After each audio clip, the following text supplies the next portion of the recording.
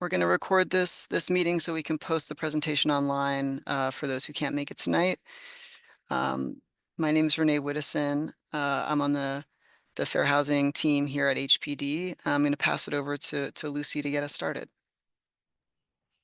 Hi, welcome. Thank you for being here with us tonight. We really appreciate you all coming out to learn more about Where We Live NYC and to ask questions and to provide us with feedback. Where We Live NYC 2025 is an update to our 2020 Fair Housing Plan. You'll hear more tonight, but it is a comprehensive effort led by HPD on behalf of all New York City agencies. I am here with a number of HPD team members who are representing many more folks here at HPD and in agencies across the city who have been working hard to put together this draft plan. Tonight, you'll hear from us about our process and more information. So we're looking forward to diving in. Fair housing is a really big priority for us here at the city. And Where We Live 2025 has been a multi-year effort. And as you can see from the list here, we have folks from HPD's Office of Policy and Strategy. Neil, Altariq, Yuju, Bryson, and Maria have been leads from there, and the Office of Neighborhood Strategies. Michael Sandler is the Associate Commissioner, and we also have Jenny, Sarit, Renee, Rose, and Miranda. As I mentioned, we are representing many people here across the city who've been working hard on this plan.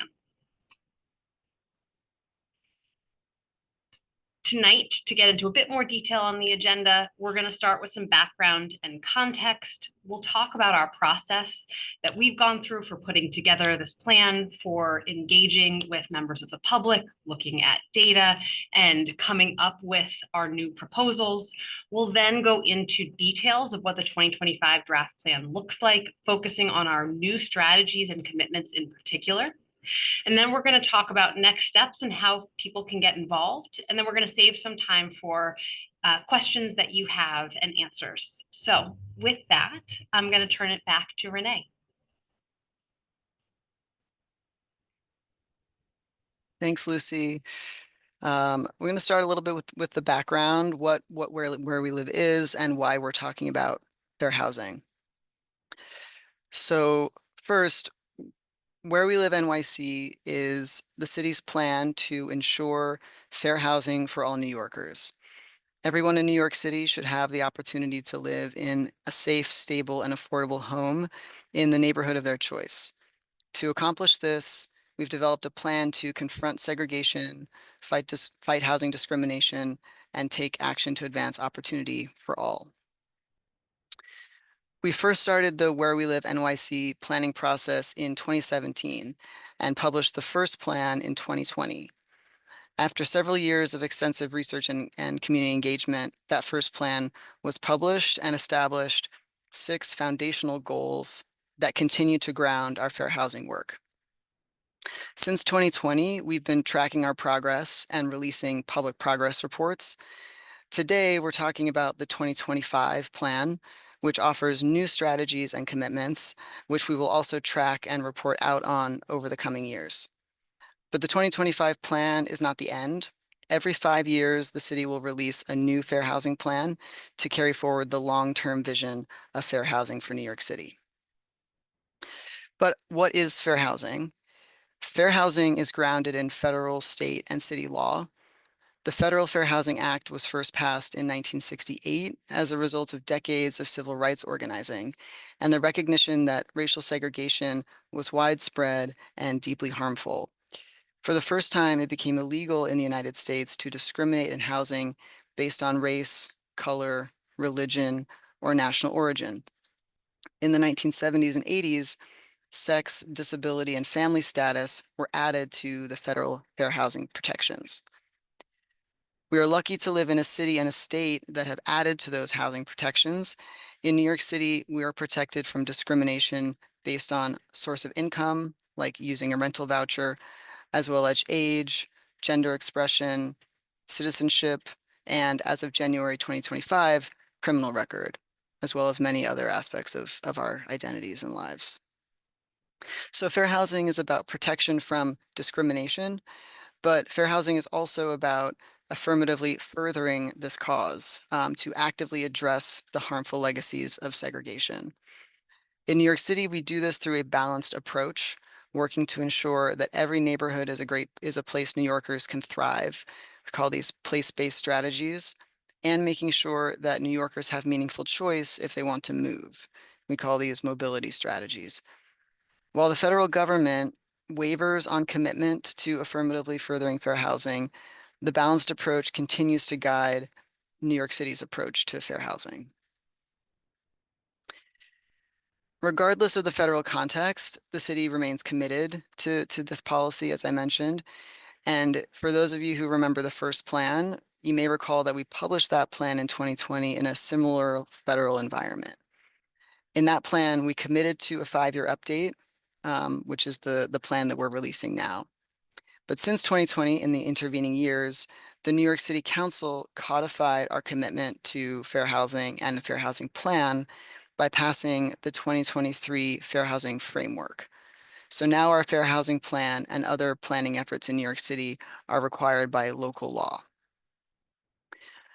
To give a little more information about that local context, the Fair Housing Framework, we'll talk a little bit about what that is and how it came to be. So the law requires that we publish the next iteration of Where We Live NYC in 2025, which is what we're talking about today. It also requires a series of additional reports starting in 2026. A long-term housing needs assessment, which is a citywide assessment of the city's housing needs. Housing production targets, which will set targets for the city as a whole and for each community district. A strategic equity framework, which will assess the obstacles to fair housing and identify strategies to overcome them, and annual progress reports. And each of these is actually a commitment in the Where We Live 2025 plan. So to talk a little bit about how we created this plan, we'll start by telling you that, we're not starting from scratch. As I mentioned earlier, the goals established through the 2020 process remain the foundation of our work. These goals reflect the anti-discrimination and affirmatively furthering fair housing principles I mentioned earlier. Our goals remain to fight housing discrimination and ensure equal access to housing, to build more housing in all neighborhoods across New York City and the region, to protect existing affordable housing and prevent displacement, to ensure access to different types of neighborhoods for tenants using housing vouchers, to expand and improve housing options and accommodations for people with disabilities, and to improve conditions, services, and infrastructure in historically disinvested neighborhoods. We're also building on our work implementing the 2020 plan. The 2020 plan included 81 commitments, half of which are now complete. Things like passing the City of Yes for Housing Opportunity, expanding a program called Partners in Preservation that fights residential displacement, and launching HPD's accessibility program for older adults. Another 40% of the commitments we made in 2020 are still in progress. Things like completing NYCHA renovations, conducting proactive housing quality inspections, and delivering fair housing trainings to community boards. Many of these items will remain city commitments as part of the next plan, Where We Live 2025. The first plan was really, public engagement was a core pillar of creating that plan. This year, we are building off the extensive engagement campaign. This time, our strategy was to meet New Yorkers in their neighborhoods to understand how fair housing priorities and experiences have changed in the last 8 years. Since last summer, we've engaged New Yorkers in public spaces and public workshops across all 5 boroughs. We've also connected with fair housing stakeholder groups at key points in the process. On August 4th, we released a set of new draft strategies to the public on our website and began receiving feedback. Last week, we released the full draft plan, and next week we're hosting a public meeting. Tonight we're hosting a public meeting to provide additional context and to answer your questions before we release the final plan in October. So I'll talk a little more about some of the public engagement we did over the last 2 years. In 2024, we conducted a library campaign, bringing interactive fair housing installations to 21 libraries. This was an exciting partnership with the city's 3 public library systems and allowed New Yorkers to learn about fair housing, share their housing stories, and pick up housing resources. We provided materials at these events, at these installations in English, but also the top 2 languages at each branch. We also had film screenings and fair housing training events throughout the summer campaign. Last spring, we conducted 4 public workshops. These interactive events were in person and online and included interpretation and housing resources. Through both of these campaigns, the library and the public workshops, we promoted a simple questionnaire that asked New Yorkers to share their housing stories and their priorities for the plan. So to share a little bit about what we heard through all of that engagement, we heard from scores of New Yorkers that the housing market is just too tight. Housing is too expensive, there are too few options, and renters feel trapped in poor quality housing. We also heard concerns about the distribution of affordable housing and a desire to see it in more neighborhoods.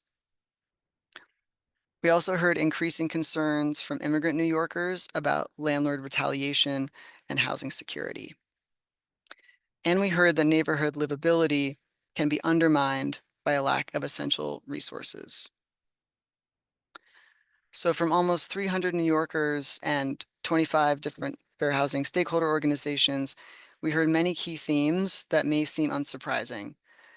We heard that housing discrimination based on a wide variety of protected characteristics continues to persist in New York City. We heard that more affordable housing is needed in more neighborhoods, that both renters and homeowners face displacement pressures and housing instability. We heard from New Yorkers with using rental assistance that they face significant barriers to accessing the housing market.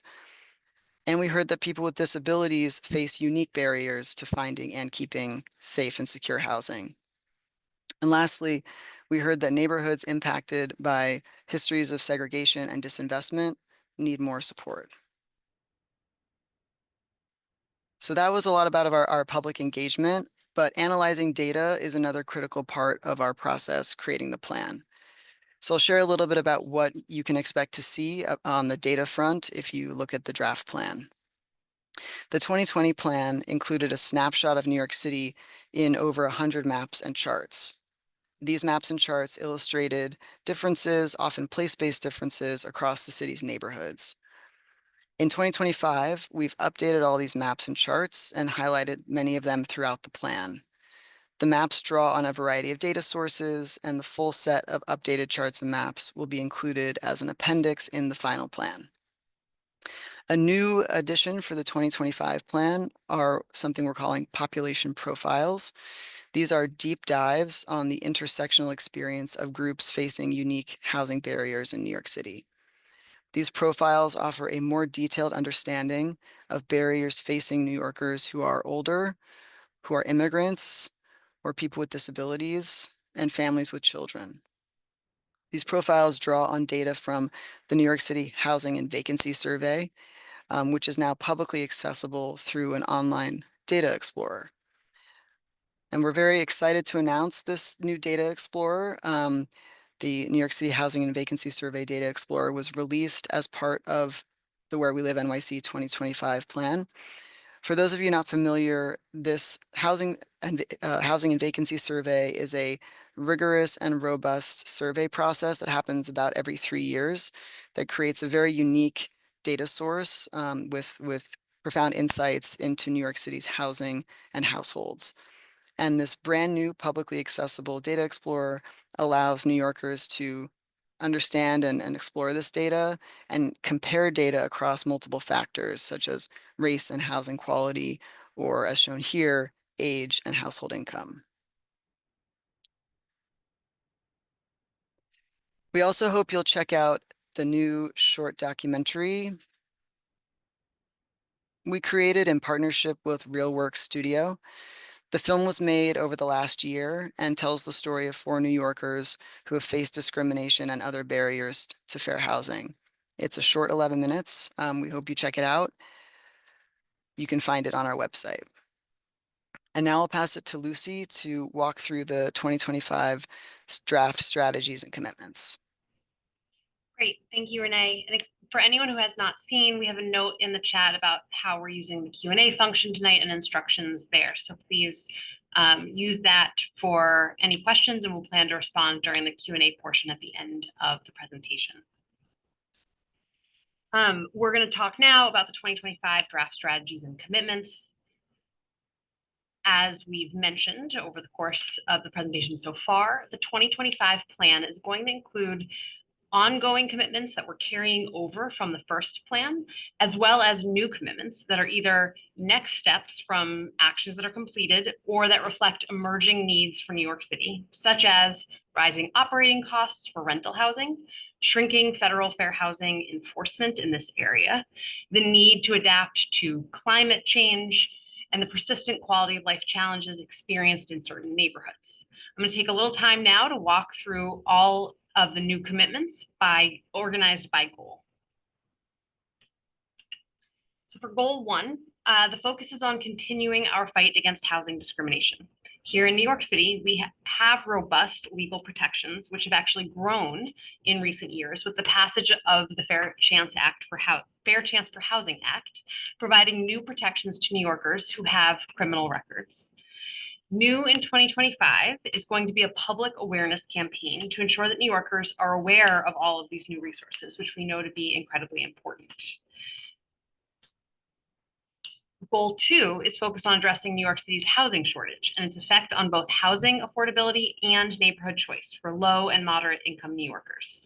In 2025, we plan to study the implementation of City of Yes and consider any additional changes needed to encourage new housing in low density areas with strong transit access.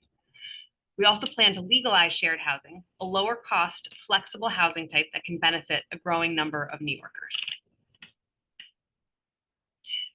Goal 3 is focused on addressing housing risks facing existing New York City residents. Increasing costs facing multifamily housing and small homes threaten to push both renters and owners out of their homes. In 2025, we are adding commitments to address rising operations and rehab costs facing multifamily housing.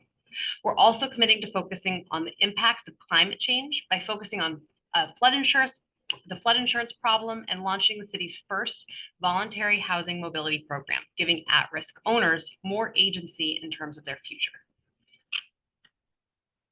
Goal 4 is about ensuring rental assistance holders in New York City have meaningful neighborhood choice. While we fight for improving opportunities for all users of rental assistance and voucher holders, we are now tasked with fighting for the very existence of this critical safety net.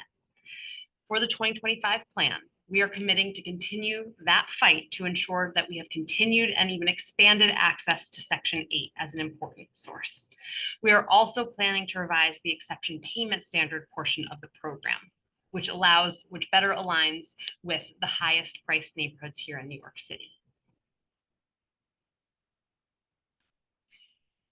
Goal 5 is focused on improving housing options for New Yorkers with disabilities.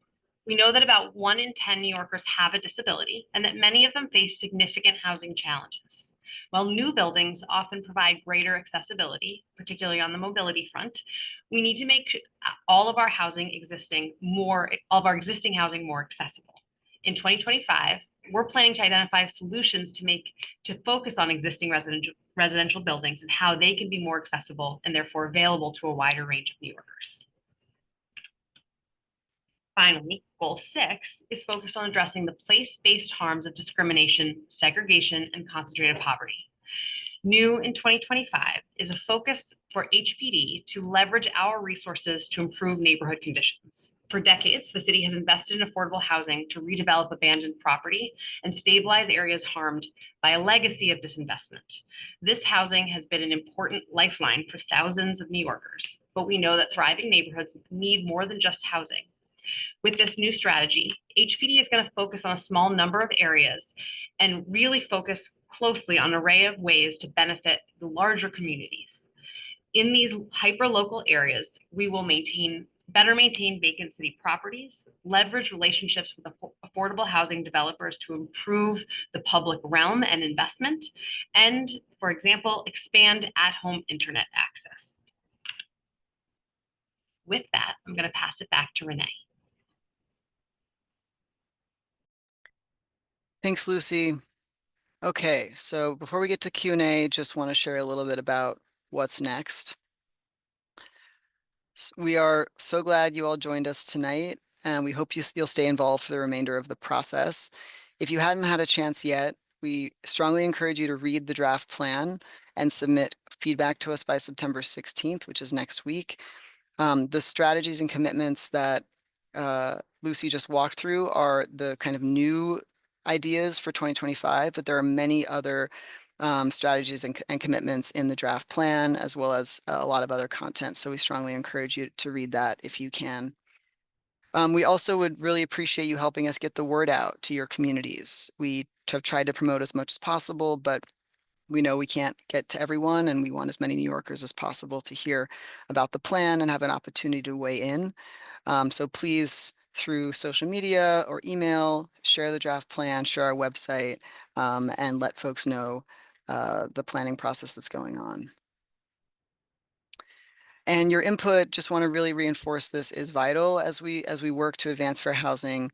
We hope you'll take some time to submit some feedback to us. Let us know what you think, things you support, comments, suggestions you may have. You can submit comment by email, but we recommend you use our online form.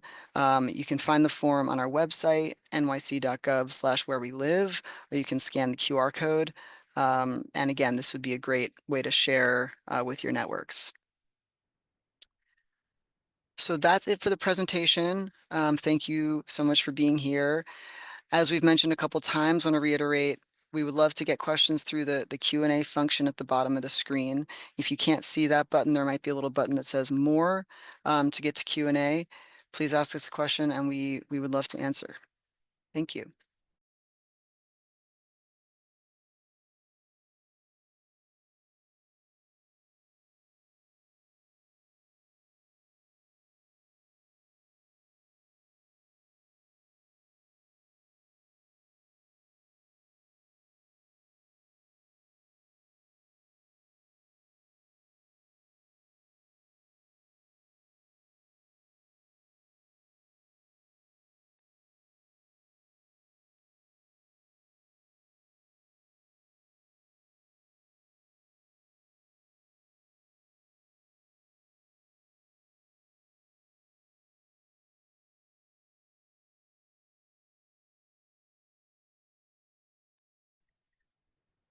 We just got a question asking if we're still accepting 30-minute appointment conversations. Yes, we're accepting. We have some office hours open. If you receive the email about that, you can book us through the link in that in the email.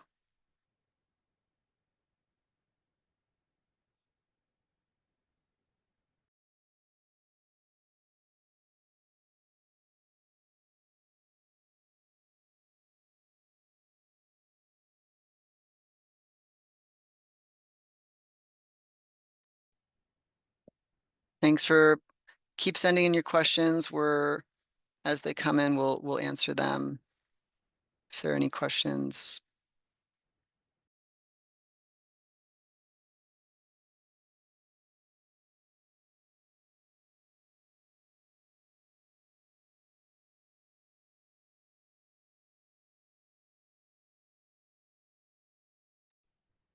Okay, we have a question about goal 5, which is our goal about protecting people with disabilities. Strategy 5.1, how will you be recruiting your task force?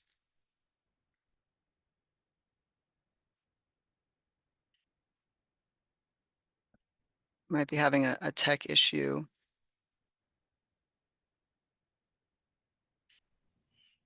I was having a tech issue, but I think we have that solved. In terms of the task forces, we are open to suggestions for recommendations. We'll look to make sure that we have a good cross section of folks from within and outside of government and with a wide variety of perspectives. So certainly please feel free to reach out to us if you have, and the email is conveniently on the screen. So if you have any suggestions or would like to find out more about that individual action, please definitely reach out to us. That would be great.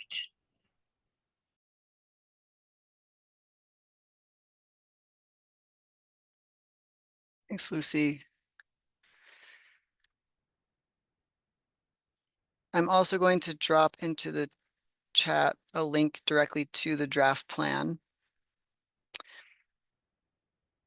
The next question is regarding goal 3, protecting existing affordable housing.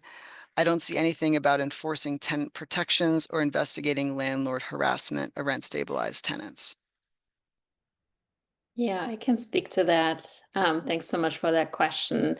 So that is something that we do address through the Partners in Preservation program, which has been a key, goal of the 2020 plan, and is something that is a program that we are currently expanding citywide. We piloted that program a few years ago, and are now doing the program in um, 39 community districts, and it is very much focused on supporting tenant organizing groups that support tenants, specifically in rent-regulated buildings that experience landlord harassment and displacement pressures, to form tenant associations. We also connect the tenants with legal services providers.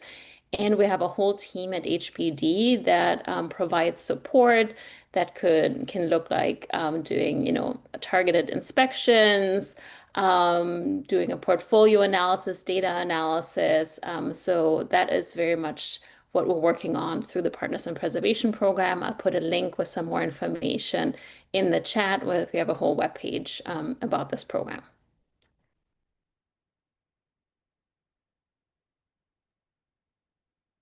Thanks, Jenny.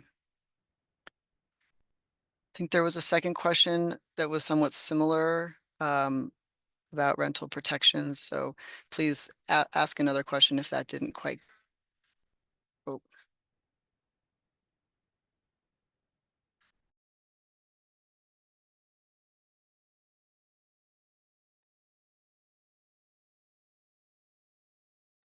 can you hear me? Okay.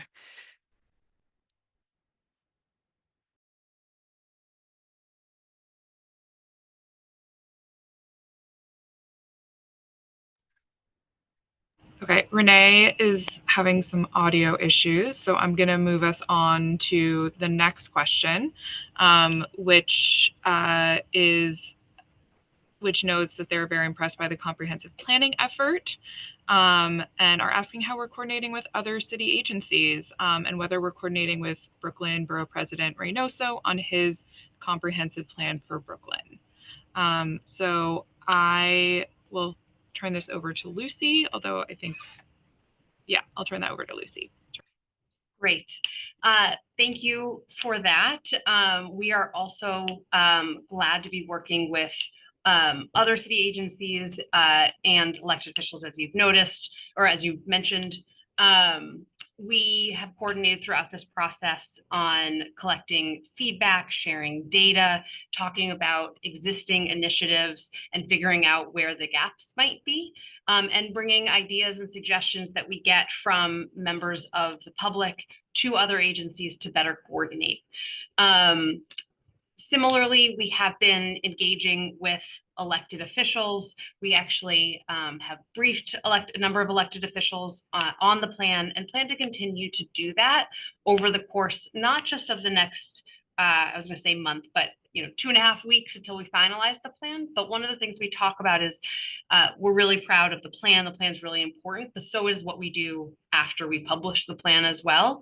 And we have put in place over the last few years really robust staff teams and staffing, as you can see from everyone on this call, who are tasked with all of the follow-up and the implementation and the work that it takes to take these commitments and make them real. And that's also something that is a really important interagency effort and something that requires coordination at all levels of government. So we absolutely plan to continue to work with other agencies as well as elected officials and the borough presidents. So we look forward to working with others, including Borough President Reynoso on this. I would just add, I am Michael Sandler, Associate Commissioner for the Office of Neighborhood Strategies, that the Borough President's comprehensive plan, which came out just a few days before our draft plan, specifically references the goals and strategies of the 2020 Where We Live NYC plan, and the overall planning approach is very much in line with the goals of the most updated plan as well.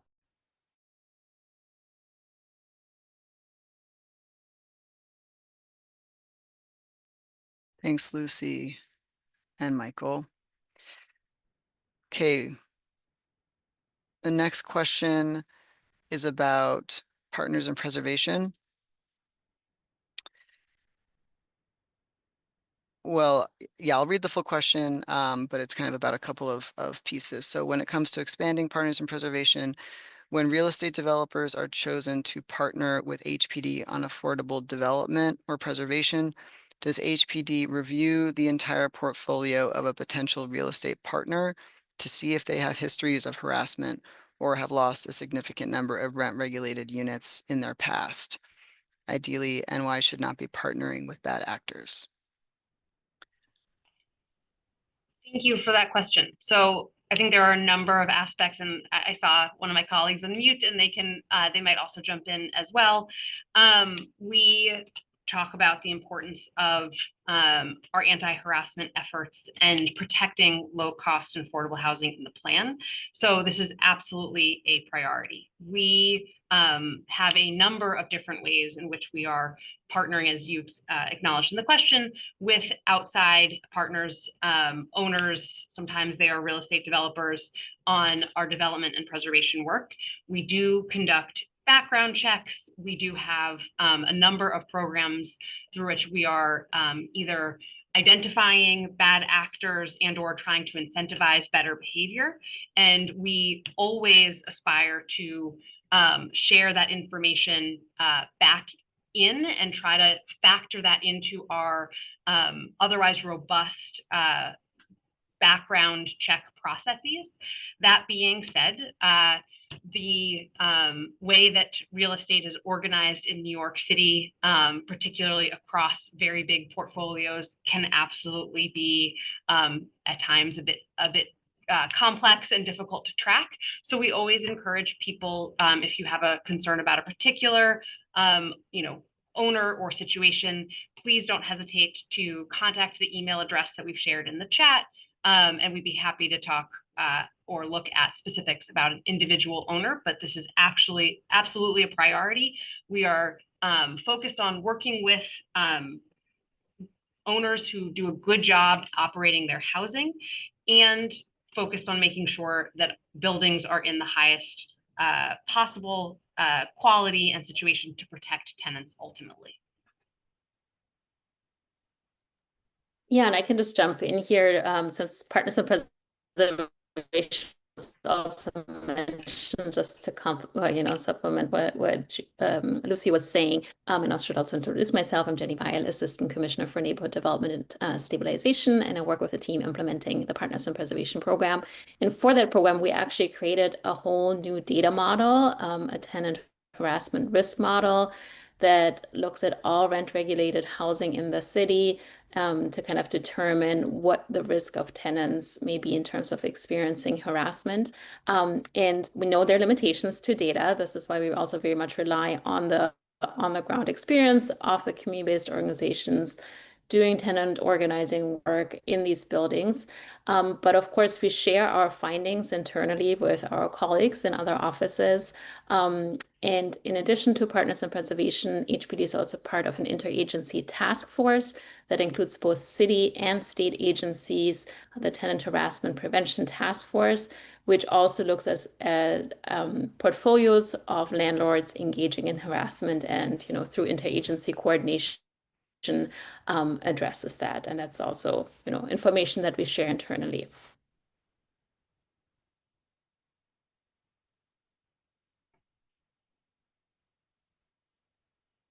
Thank you all. Not seeing any other questions at the moment, but we'll stick around in case there are new questions that come in.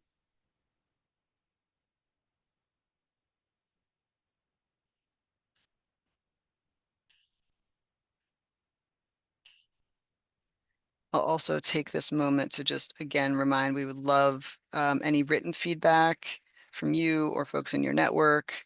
We will drop in the chat. We actually already dropped in the chat the form, the public feedback form. So please take a minute to fill that out tonight or when you've had a chance to review the plan and share it around with folks you know. If you're part of a community board, we would love community boards to get to learn about what we're doing. We've emailed, but would love as much kind of sharing as possible. So we'll wait just a couple more minutes to see if there's any other questions.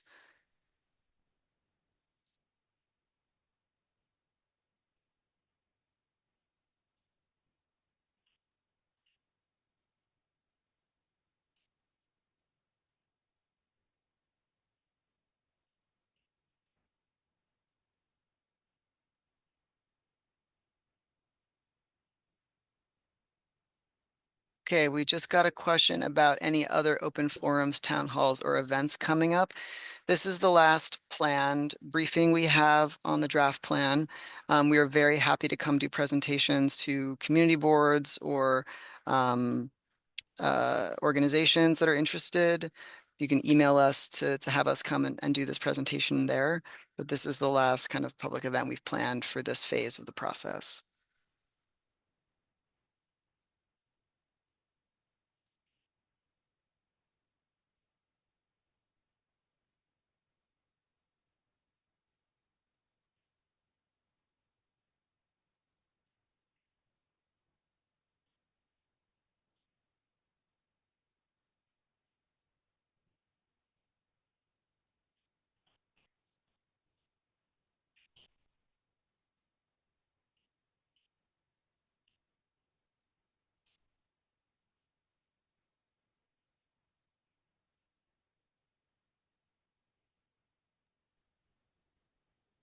We got a comment about encouraging us to reach out to local independent living centers for feedback.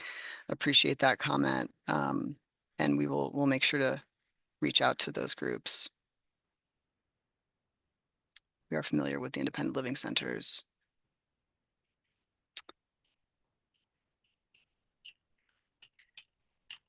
And we also got a question, curious if any of us come to this work from our own housing challenges. I'll say that's a personal question for everyone, but I'll say there are, a wide variety of people of very diverse backgrounds working on this project who have a variety of housing experiences. So there's definitely lived experience that's part of how people on the team and at HPD come to the housing policy conversations.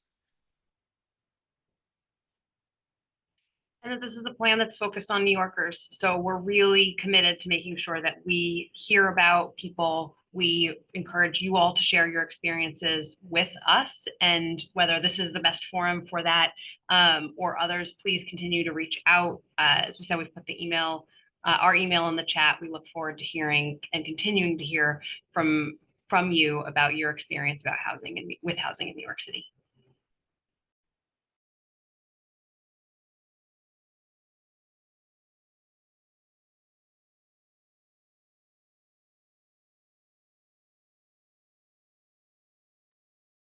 Okay.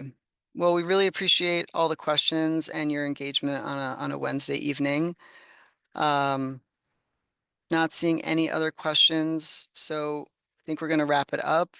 Again, will be a broken record, but please submit any feedback through the form. Please feel free to email us if you'd like us to come to your organization, your community board.